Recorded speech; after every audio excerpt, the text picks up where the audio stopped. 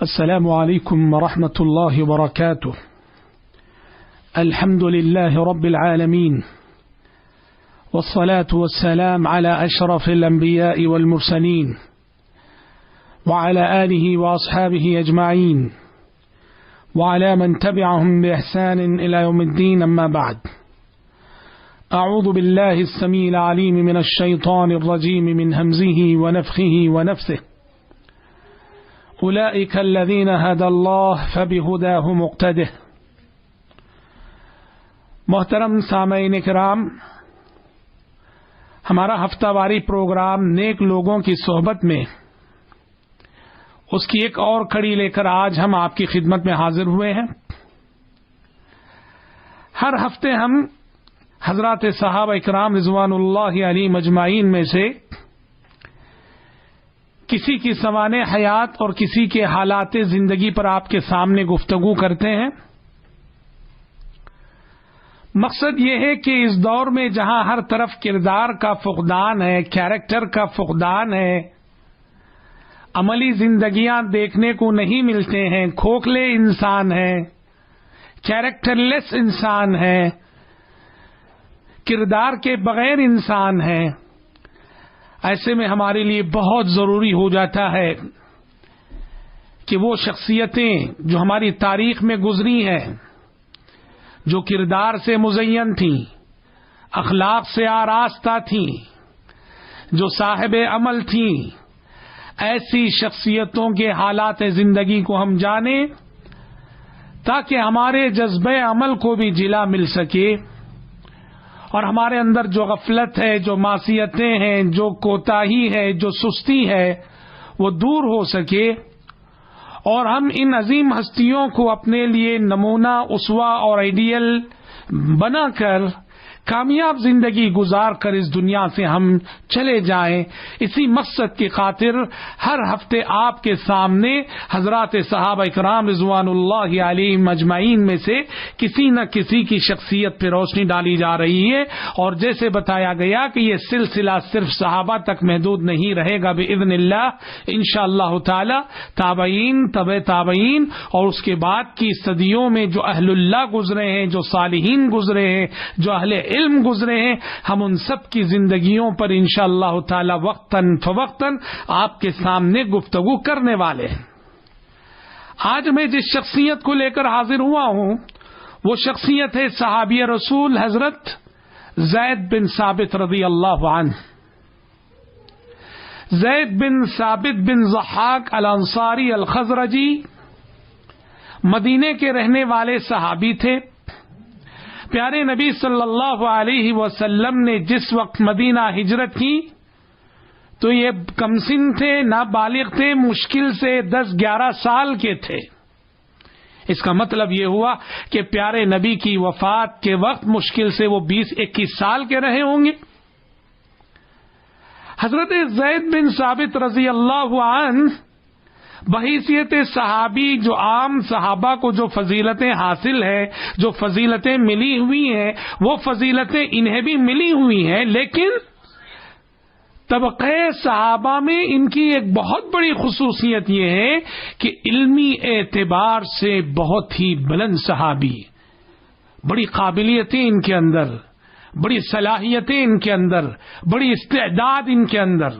حضرت زید بن ثابت رضی اللہ عنہ ہم میں سے جو نوجوان ہیں، عنفوان شباب کو پہنچے ہوئے، بلوغت کی دہلیز پہ قدم رکھنے والے ہمارے بچے، ہمارے لڑکے، ان سب کے لیے حضرت زید بن ثابت رضی اللہ عنہ کی شخصیت بہترین نمونہ ہے کہ کیسے اپنی قابلیتوں اور صلاحیتوں کو پہچاننا چاہیے اور اپنی قابلیتوں اور صلاحیتوں کے ذریعے سے دین اسلام کی خدمت کرنی چاہیے. حضرت زید بن ثابت رضی اللہ عنہ کی بہت بڑی پہچان یہ ہے کہ یہ کاتب وحی ہیں. اللہ اکبر.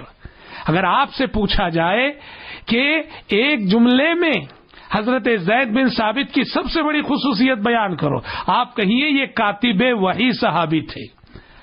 عرب کے معاشرے میں جہاں لکھنے پڑھنے کا رواج بہت کم تھا، لکھنا پڑھنا جاننے والے انگلیوں پہ گنے جاتے تھے، تو حضرت زید بن ثابت رضی اللہ عنہ یہ بچپن ہی سے لکھنے پڑھنے کا انہیں شوق تھا، یہ عربی لکھتے بھی تھے پڑھتے بھی تھے.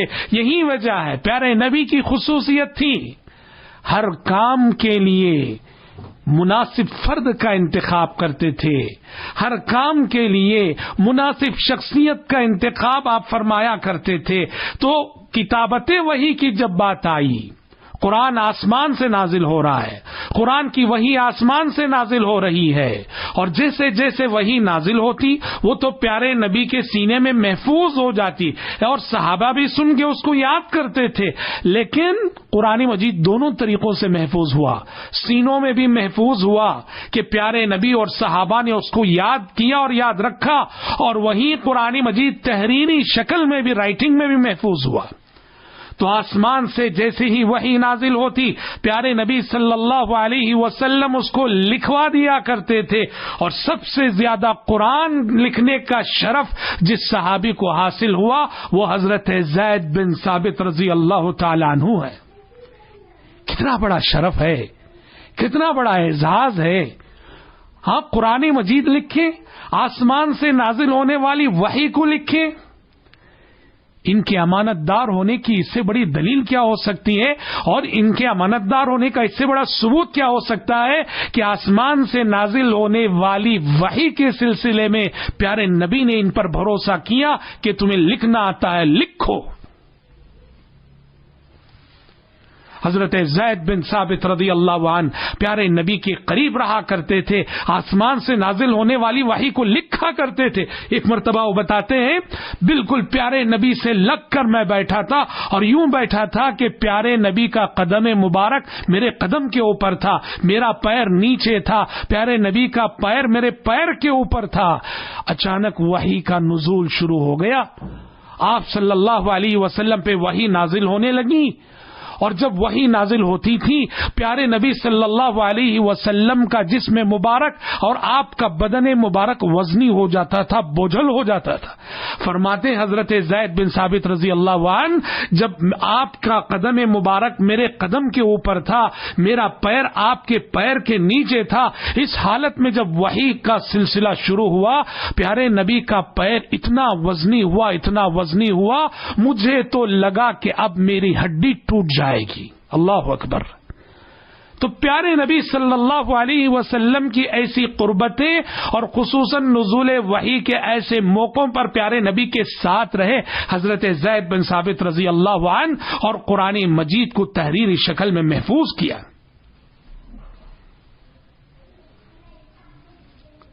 اور جیسے اللہ کے نبی صلی اللہ علیہ وسلم نے ان پر بھروسہ کیا، اعتبار کیا، خلیفہ راشد حضرت ابو بکر صدیق رضی اللہ عنہ نے بھی. اس لیے کہ پیارے نبی کے زمانے میں قرآن مجید کتابی شکل یعنی رائٹنگ میں تو لکھا گیا تھا، لیکن ایک بک اور ایک مصحف اور ایک کتاب کی شکل میں نہیں تھا. وہ چمڑے پہ لکھا گیا تھا، ہڈیوں پہ لکھا گیا تھا. ابو بکر صدیق رضی اللہ عنہ نے جنگ یمامہ میں جب بہت سارے حفاظ صحابہ شہید ہو گئے تو حضرت عمر کے مشورے پر حضرت ابو بکر صدیق رضی اللہ عنہ نے قرآن مجید کو ایک مصحف کی شکل میں اور یہ کتاب کی شکل میں جمع کرنا چاہا. تو اس وقت یہ ذمہ داری دینے کے لیے حضرت ابو بکر کی نگاہ انتخاب بھی حضرت زید بن ثابت ہی پر پڑی. حضرت ابو بکر صدیق رضی اللہ عنہ نے بھی قرآن مجید کو ایک کتابی شکل میں ایک مصحف کی شکل دینے کے لیے حضرت زید بن ثابت ہی کا انتخاب کیا اور ان کے ساتھ ایک ٹیم کر دی تھی. حضرت زید بن ثابت رضی اللہ عنہ فرماتے ہیں کہ اتنی بڑی ذمہ داری حضرت ابو بکر نے مجھے دے دی، اللہ کی قسم، اللہ کی قسم، اگر وہ مجھے کہتے کہ ایک پہاڑ کو ایک جگہ سے اٹھا کر دوسری جگہ رکھ دو تو شاید یہ میرے لیے آسان ہوتا. اس ذمہ داری کے مقابلے میں جو ذمہ داری کے حضرت ابو بکر صدیق رضی اللہ عنہ نے جمع قرآن کے سلسلے میں مجھے دے دی. اللہ اکبر.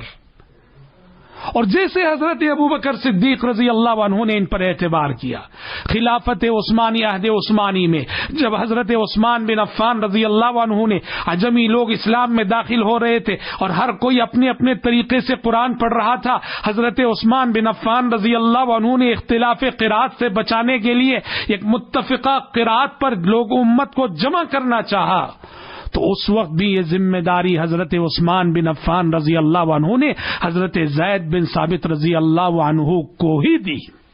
کیا شرف کی بات ہے، کتنے بڑے اعزاز کی بات ہے۔ کتابت وحی کے لیے پیارے نبی کا انتخاب زید بن ثابت ہے، جمع قرآن کے لیے ابوبکر صدیق رضی اللہ عنہ کا انتخاب زید بن ثابت ہے، ایک قرات پر امت کو جمع کرنے کے لیے عثمان بن عفان رضی اللہ عنہ کا انتخاب زید بن ثابت ہے۔ کیا اعزاز ہے، کتنے بڑے شرف کی بات ہے، کتنے بڑے امانت دار صحابی اور ذی علم صحابی اور کتنی قابلیت اور استعداد رکھنے والے صحابی ہیں یہ۔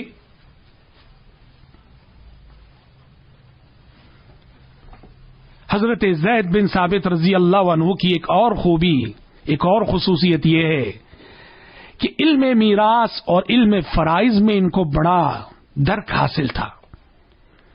کسی کا بھی انتقال ہو جائے، اس کے چھوڑے ہوئے مال میں سے، اس کے رشتہ داروں میں سے کسے ملے گا، نہیں ملے گا، کسے کتنا ملے گا، یہ جو علم الفرائض جسے کہا جاتا ہے، حضرت زید بن ثابت رضی اللہ عنہ کو اس علم میں بھی بڑی مہارت تھی۔